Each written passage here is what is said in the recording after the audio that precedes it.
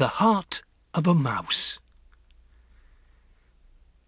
It was lovely to be back in Norway once again, in my grandmother's fine old house. But now that I was so small, everything looked different, and it took me quite a while to find my way around.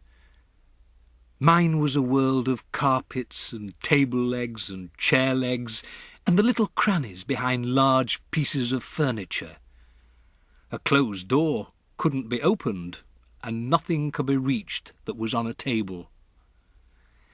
But after a few days, my grandmother began to invent gadgets for me in order to make life a bit easier. She got a carpenter to put together a number of slim, tall stepladders, and she placed one of these against each table in the house so that I could climb up whenever I wanted to. She herself invented a wonderful door-opening device made out of wires and springs and pulleys, with heavy weights dangling on cords, and soon every door in the house had a door-opener on it.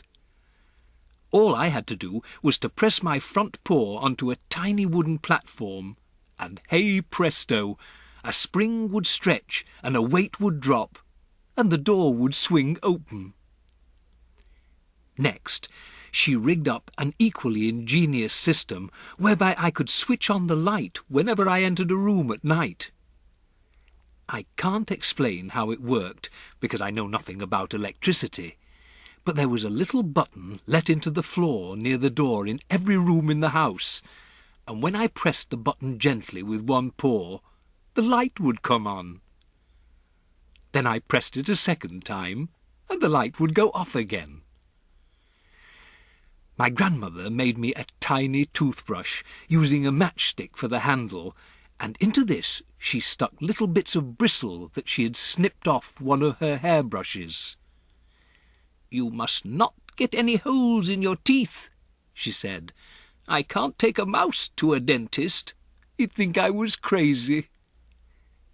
"It's funny," I said, "but ever since I became a mouse, I've hated the taste of sweets and chocolate. So I don't think I'll get any holes."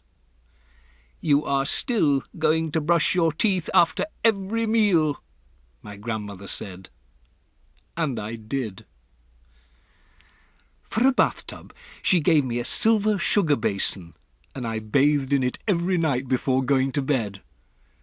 She allowed no one else into the house, not even a servant or a cook. We kept entirely to ourselves, and we were very happy in each other's company.